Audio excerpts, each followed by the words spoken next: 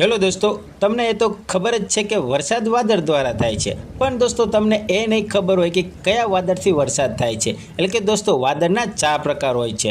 દોસ્તો આ માહિતી આપણને ધોરણ 11ના ભૂગોળના પાઠ્યપુસ્તકમાંથી મળે છે. એટલે કે જો કોઈ તમે સરકારી નોકરીની તૈયારી કરવા માંગતા હોય તો તમારે આ પ્રશ્ન જાણવો જરૂરી છે, અથવા તો તમે જનરલ નોલેજ માટે પણ આ પ્રશ્નનો જવાબ તમે જાણી શકો છો.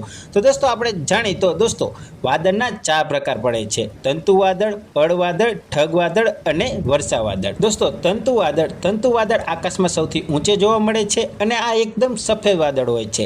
આ વાદળ દોસ્તો વરસાદ નથી આપતા. આ વાદળ ખાલી ખમ જોવા મળે છે અને દોસ્તો આ વાદળ ખાલી જોવામાં જ સારું લાગે છે, પણ સાવ ખાલી હોય છે. દોસ્તો બીજું વાદળ છે પડ વાદળ. આ પડ વાદળ તંતુ વાદળની થોડે નીચે જોવા મળે છે.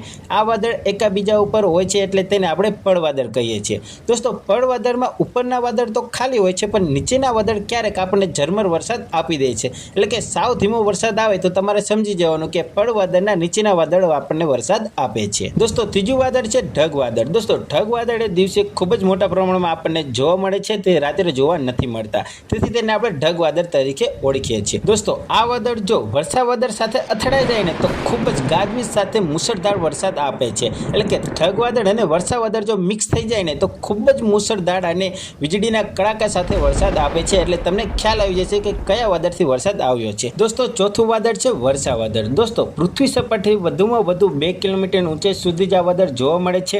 અન્ય વાદળોની સરખામણીમાં તે સૌથી નીચે વાદળ હોય છે. એટલે કે સૌથી નીચે જોવા મળતા વાદળો વરસાદના વાદળો હોય છે. આ વાદળો ગાજવીજ સાથે ખૂબ જ વરસાદ આપે છે. આ વાદળો ખૂબ જ ઘાટ નજીક અને ઘેરા રંગના હોય છે. દોસ્તો ક્યારેક આ કાળા ડિબાંગ જેવા પણ જોવા મળે છે, જે ખેડૂતના મિત્ર અથવા તો દુશ્મન તરીકે ઓળખાય છે. કેમ કે દોસ્તો ક્યારેક પાકને બગાડે છે તો ક્યારેક પાકને પાણીની જરૂરિયાત પૂરી પાડે છે, એટલા માટે. દોસ્તો આપણે આ 4 વાદળની માહિતી લીધી, તે તમને કેવી લાગી જરા કમેન્ટમાં જણાવજો. અને દોસ્તો આ 4 વાદળમાંથી તમને કયા વાદળ ગમે છે તે પણ કમેન્ટમાં જણાવજો. અને દોસ્તો તમારા ખેડૂત મિત્રોને આ વિડીયો ખાસ શેર કરી દેજો. અને દોસ્તો આવી જ માહિતી મેળવવા માટે અમારી ચેનલને સબસ્ક્રાઈબ કરી નાખજો. જય હિન્દ, જય ભારત.